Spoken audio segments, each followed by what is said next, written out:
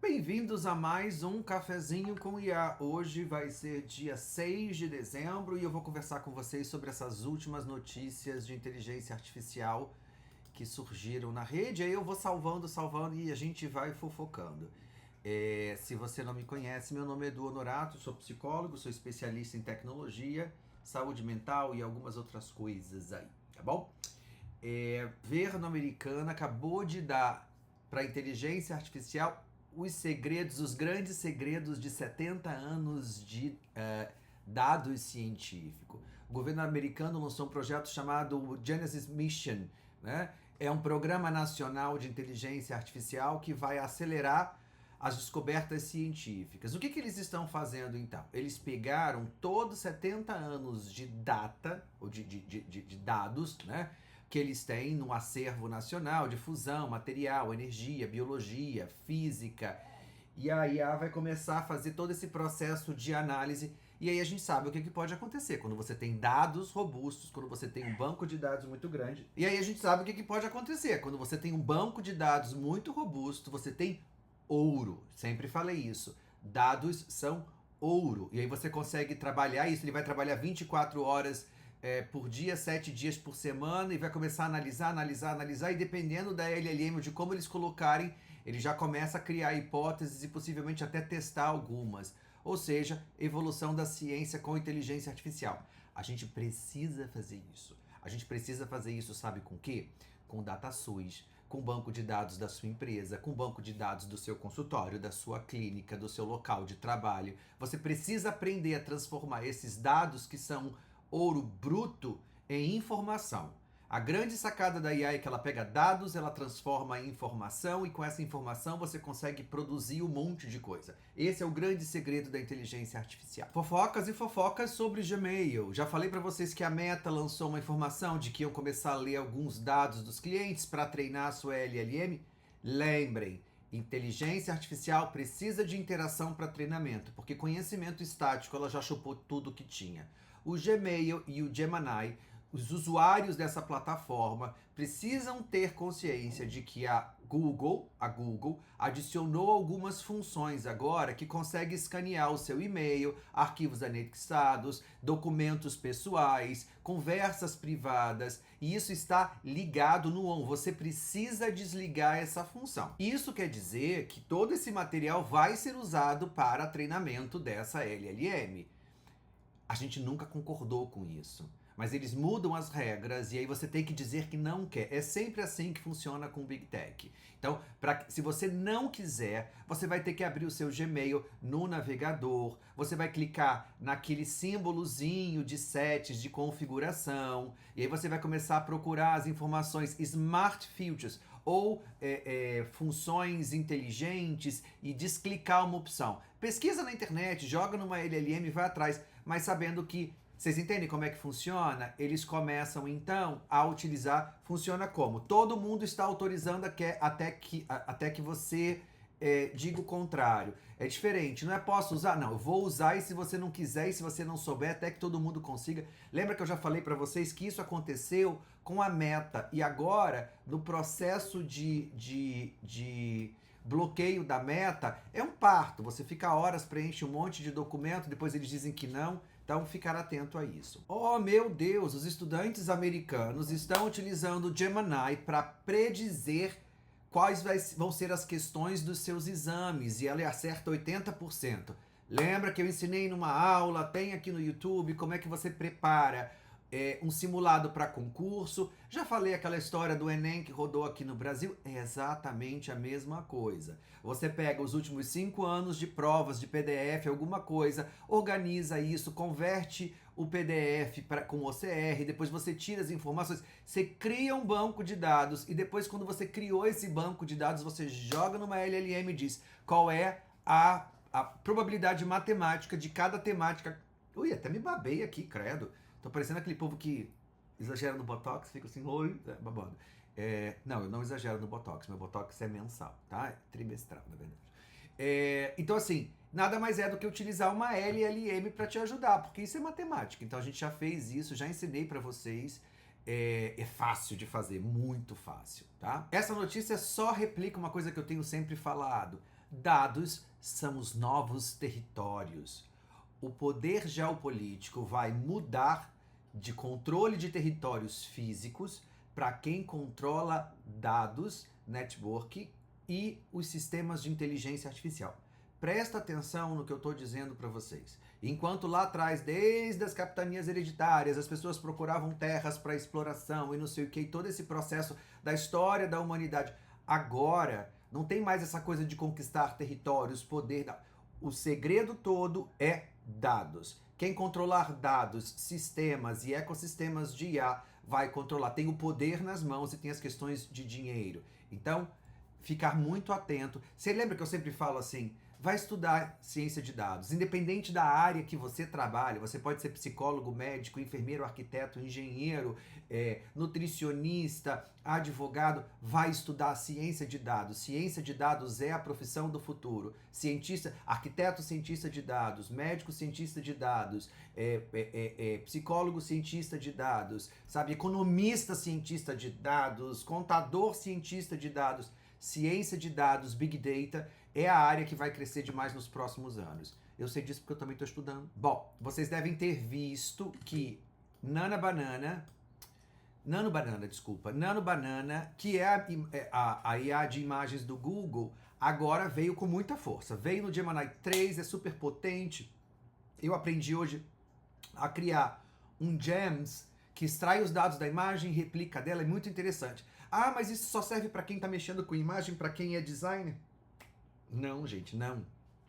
A Google tem, por exemplo, todo um processo de utilização do Nano Banana, principalmente a versão 2, e você precisa ser assinante para utilizar, em que você pode utilizar isso para projetos, para arquitetura, por exemplo. Então você tem prompts que fazem renderização de projetos, você tem prompts que fazem detalhamento da marcenaria, você tem prompts para criar planta baixa de iluminação, você tem um prompt para criar storyboard com variações de clima, você tem um prompt para criar infográfico sobre o projeto, layout de interiores, prancha de apresentação, corte técnico do trabalho, axonometria explodida. Não sei o que é, mas quem é arquiteto vai entender o que eu estou dizendo. Você pode criar espaços com mood board, ou seja, você tem dezenas de possibilidades de utilização na arquitetura. E aí eu sei que esses softwares são caros, dão muito trabalho, né? A gente tem, assim, às vezes, dificuldade de manusear ou de utilizar. Então, se você conhece alguém da arquitetura, design de interiores, claro, engenharia, que trabalham com essa questão, é usar o Nano Banana. A tendência agora é que o Nano Banana venha com muita força para pegar essa área, esse pedaço de marketing aí, que era uma área que não estava sendo tão desenvolvida. Está desenvolvida nas imagens, mas muito específica. Eles vão pegar um mercado, um nicho bem interessante. Existem IAs específicas para arquitetura e urbanismo, mas o Nano Banana vem com muita força agora. Os planos de saúde estão começando a pensar na inteligência artificial para conseguir eliminar a burocracia. Já falei isso há muito tempo, planos de saúde.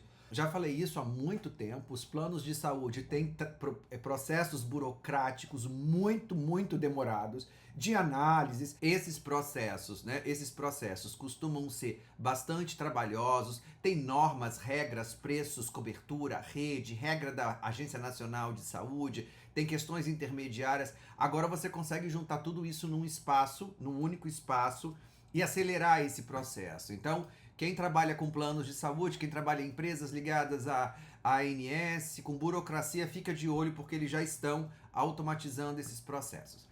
Eduardo, mas eu não vou me preocupar porque eu sou farmacêutico e já falei essas piadas para vocês várias vezes, né? Meu amigo que é anestesista, já mostrei, a transista, já mostrei, o dentista, já mostrei, para arquitetura, já mostrei. Eu sou farmacêutico.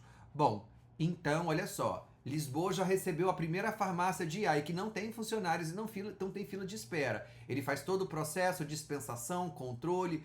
Eduardo, isso não vai chegar aqui no Brasil porque o Conselho Federal de Farmácia vai atuar.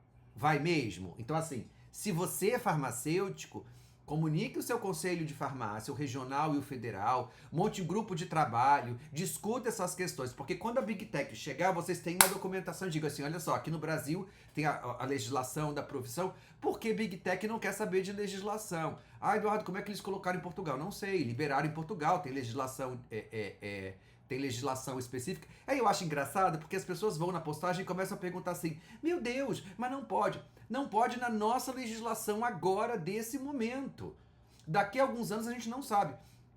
Cansei de falar isso. Em 1998 eu escrevi um artigo chamado Terapia Online. Tem uma pessoa no Brasil chamada Márcia Homem de Mello, que foi a primeira pessoa que me ligou um alerta e falou assim, isso aqui é o futuro. Ah, não pode, o Conselho de Psicologia veio, a gente lutou, a gente se reuniu, a gente fez pesquisa, a gente escreveu uma resolução de 2000, 2004, até que a tecnologia veio, na pandemia, pum, terapia online veio e chegou com força. Isso aqui talvez seja um futuro de trabalho na farmácia. Eu não sei. Ah, Eduardo, mas como é que pode funcionar? Ora, se você tem um farmacêutico tomando conta da farmácia por um horário, ele pode cuidar de 6 farmácias, de 6 máquinas ali monitorando.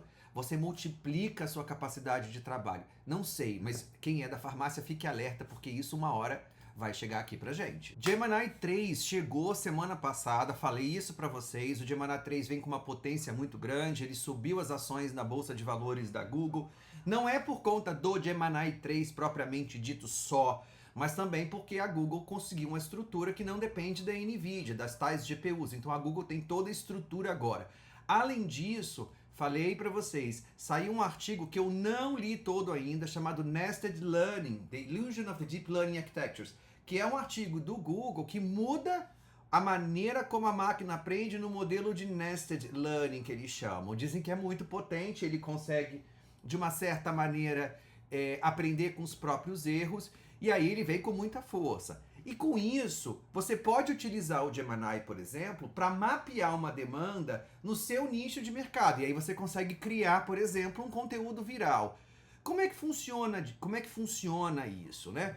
Você precisa de um prompt, e nesse prompt você tem que entender o que você está pedindo. Então, se você pedir para ele, olha, você é um analista de mercado especializado em identificar demandas ocultas em nichos específicos, eu quero que você mapeie o público que quer consumir, mas não está sendo...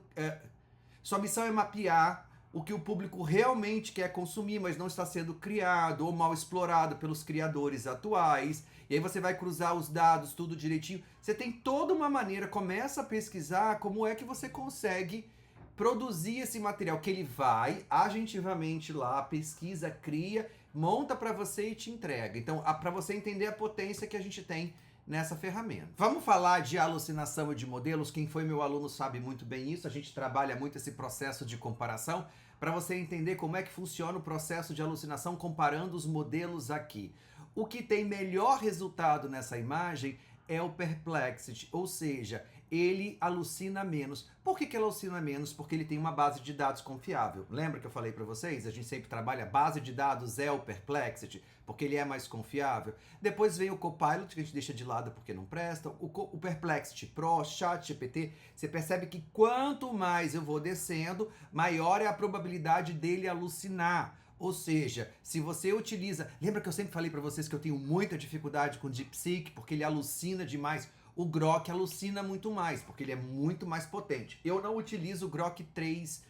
Acho que eu já utilizei o Grok 3, porque eu tenho assinatura. Mas ele alucina demais, assim como o DeepSeek. Então, isso daqui mostra para você... Você precisa saber os riscos que você tem de alucinação no processo de utilização dessa inteligência artificial. Não é nenhuma novidade. O MIT, o famoso MIT, publicou os achados de uma pesquisa de que atualmente, hoje, 2025, a IA conseguiria substituir 12% dos trabalhos atuais. Ou seja, né, 1,2 trilhões em dinheiro de salários. Como isso vai acontecer, quando vai acontecer, a gente não sabe, mas a gente já sabe que o processo já está encaminhado e quem estiver fora dessas novas demandas de mercado, a gente sabe que vai ter um problema. E para fechar, uma notícia que eu gostei muito, que é quando a gente fala desse uso correto, do uso com sentido da inteligência artificial, Pessoas com déficit de atenção por hiperatividade, autismo, dislexia, estão usando agentes de inteligência artificial que estão ajudando eles no nos processos de trabalho, de ensino. Eu já falei isso muitas vezes. Ou seja, existe uma arquitetura de agentes de IA. E aí, quando a gente fala de assistentes de inteligência artificial é uma coisa, são os GPTs, são os GEMs. Os agentes de inteligência artificial são aqueles que são mais autônomos. Então, existem estruturas ou arquiteturas de agentes de inteligência artificial que são feitas para auxiliar pessoas neurodivergentes. O governo do Reino Unido avaliou agora alguns documentos de pessoas com TDAH, autismo e dislexia e diz que esses assistentes estão fazendo com que eles tenham respostas ou mais facilidade para realizar as tarefas. E aí os usuários têm utilizado isso na escrita, na organização de informação, comunicação com os times. Ele está balizado para isso. Eles têm ferramentas, por exemplo, com e-mails já pré-escritos, resumos, documentos mais grandes, eles conseguem mexer com esse conteúdo de acordo com a demanda dessa pessoa para transformar esse material mais claro, melhorar a produtividade. Quais são essas ferramentas? Não está claro, mas eles deixaram claro que estão sendo utilizadas e estão ajudando. Então, se você conhece pessoas com TDAH, autismo, dislexia, começa a pesquisar quais são essas ferramentas, quais são os GEMs, quais são os assistentes, como é que eles constroem esses agentes são... Porque quando você entende arquitetura, você replica. Ah, Eduardo, mas eu não sei construir agentes. Eu também não sei, mas eu sei falar com as máquinas. Eu sei Lovable, eu sei Make... Eu sei tantas outras coisas ali, então basta você entender, fazer essa engenharia reversa e entender o que está acontecendo. Bom, essas são as notícias de dezembro, 6 de dezembro, desse cafezinho virtual. Qualquer novidade, entre em contato comigo aqui no Instagram, nas redes sociais, que eu respondo vocês com tranquilidade, tá bom? Obrigado!